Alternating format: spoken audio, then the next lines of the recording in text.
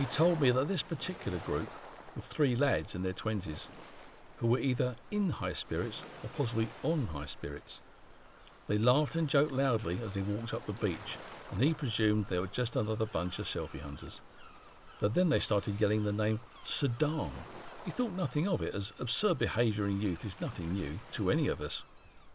They seemed to be walking aimlessly, but as they drew nearer, they changed tack and headed straight for Dave, still yelling Saddam, but now clearly at him. He said that they were either drunk or acting drunk. The drunkenness was a little too exaggerated, as if they had shared a can of shandy but wanted to give the impression it was a litre of Jack Daniels. By the time they reached Dave, he had decided it was an act. It didn't bother him. As far as he was concerned, it was a case of let them have their fun, get the selfies out of the way and move on. But they had something else in mind. Suddenly, and quick as a flash, one of them stepped forward and got right in Dave's face, yelled a prolonged and extra loud Saddam before whipping it. Say Saddam by Phil Wingfield. In the very early days of photography, watch the birdie was a familiar phrase. Exposures were long, and if photographing a child, photographers used toy birds as a distraction in an attempt to keep their attention on the camera. When I was young, whenever the camera came out, we were requested to say cheese. It was supposed to make everyone look as if they were smiling. Other countries have their sayings that seem as odd to us as saying cheese would to them. In Argentina, they say whiskey. In Serbia, it's little bird. Bulgarians say cabbage. In Sweden, it's sag omelette. And in Brazil, they use Dijam X, which sounds more like a brand of gadgets or a band to me. In India, they also say cheese. I'm not sure whether they say it in English or Hindi, though. The Hindi for cheese is paneer. However, we discovered that India has another option that is seldom used but the strangest of all. Don't say cheese or paneer. Say Saddam.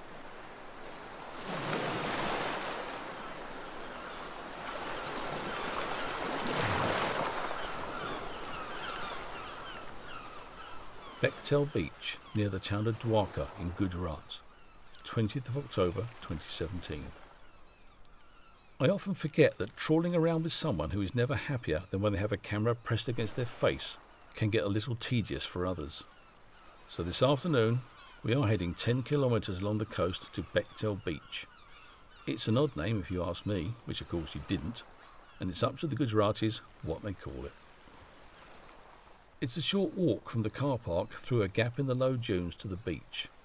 Living by the sea myself, I have an image of the seaside in my head. I wasn't expecting Coney Island, fairground rides, slot arcades and ice cream stalls stretching along the coast to infinity, but I was expecting something other than just sand and sea. Yes, we wanted a beach, and this is a beach, but that's it. Not so much as a scruffy urchin with a cool box full of overpriced Coke and choc bars. I envisaged lunch in a beach cafe, maybe even an ice cream. Fat chance. Family just leaving as we arrive take pity on us when we ask them where the nearest shop is. That would be Dwarka. And they give us some water. It's very kind, so we don't tell them that water is the one thing we did bring. Despite the fact that there is only sand and the sea, it's a popular spot. There are quite a few people here and I see them eyeing us up and going for their phones. Maybe I'm just paranoid. But India is in the grip of selfie fever, and we have had so many people asking to take photos with us, it's insane. The beach is over 1 kilometre long, so we head off away from the crowds. A good few hundred metres along the beach, half a dozen or so rusting stanchions mounted in concrete protrude from the sand, smoothed by the waves as they wash around them. They are obviously the remains of some kind of structure.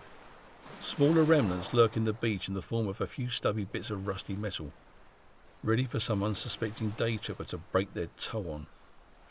But anything else that this structure may have been a part of is long since gone. But at least now there's something for the Beach Boys and the cameraman. Bro Dave and Liam head into the waves, despite the fact that at every point along this coast where it has been possible to access the sea, there have been signs saying, "Don't, you will die," or words to that effect. The riptides can be lethal all along this coastline, a fact that Dave and Liam have chosen to ignore.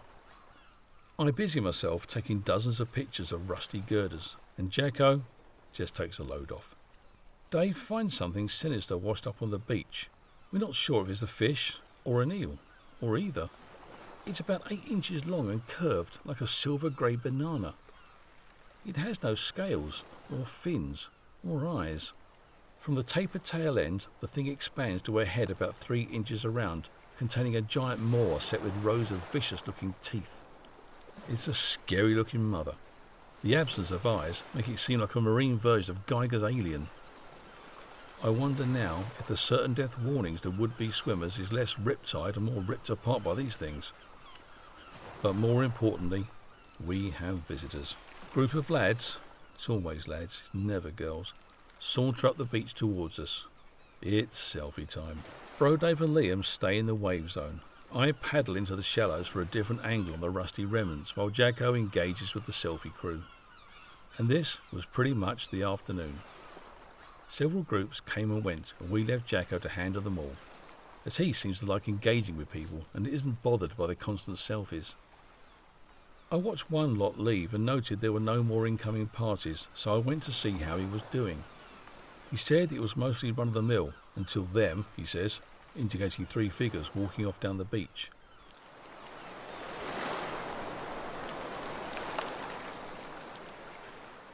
He told me that this particular group were 3 lads in their 20s, who were either in high spirits or possibly on high spirits. They laughed and joked loudly as they walked up the beach, and he presumed they were just another bunch of selfie hunters. But then they started yelling the name Saddam. He thought nothing of it, as absurd behaviour in youth is nothing new to any of us. They seemed to be walking aimlessly, but as they drew nearer, they changed tack and headed straight for Dave, still yelling Saddam, but now clearly at him. He said that they were either drunk or acting drunk. The drunkenness was a little too exaggerated, as if they had shared a can of shandy, but wanted to give the impression it was a litre of Jack Daniels. By the time they reached Dave, he had decided it was an act. It didn't bother him. As far as he was concerned, it was a case of let them have their fun, get the selfies out of the way and move on.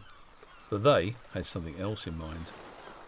Suddenly, and quick as a flash, one of them stepped forward and got right in Dave's face, yelled a prolonged and extra loud Saddam before whipping out a pistol and jamming it into Dave's temple. He told me that it was so sudden and so surreal, he didn't react in the way they might have expected. He remained cool, calm, and said nothing. And some part of him was convinced it was all a bit of fun. But there was another part that considered if the gun was real, loaded, and the trigger was pulled, at least he would meet his end on the rather lovely beach listening to the sound of the waves. Well, if that's true, then he is a better man than me. If it were me, I would probably think, great. My last moment on earth is a drunken lunatic screaming Saddam in my face before shooting it off. It will just be a matter of what hit the sand first.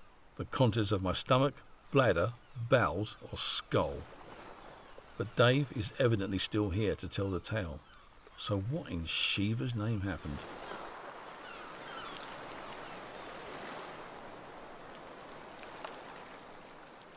He told me that all 3 lads drew phones from their pockets, more swiftly and more as if they were guns than the actual gun. They then proceeded to take photos of themselves with Dave and the gun at his head. And every photo was accompanied by the obligatory selfie war cry of Saddam. And once they were satisfied with the pictures, the gun was put away, as if it was just a bloody prop. Some prop.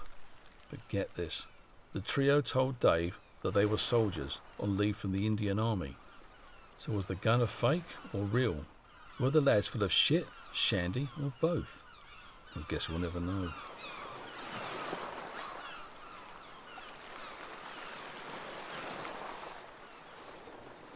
Well, I for one don't feel the need for any more sun, sea or sand. And Jacko has had his fill of selfies, shooters and Saddam. Bro Dave and Liam have not been eaten or swept out to sea, so I think it's time to quit while we're ahead. We took the long route over the dunes to the car park to cut the beach out of the equation, just in case the professionals were still about. Postscript. Back in the UK, I trawled social media desperately looking for the photos the Barmy Army took, but the search met with no success. It didn't look as if they were dumb enough to show the world their little prank. I was a little disappointed, as I would have loved to have seen them. The simple solution, of course, would have been for Jacko to give them his phone and get them to take a few shots for him. Quite frankly, it's a no-brainer. Some people just don't think.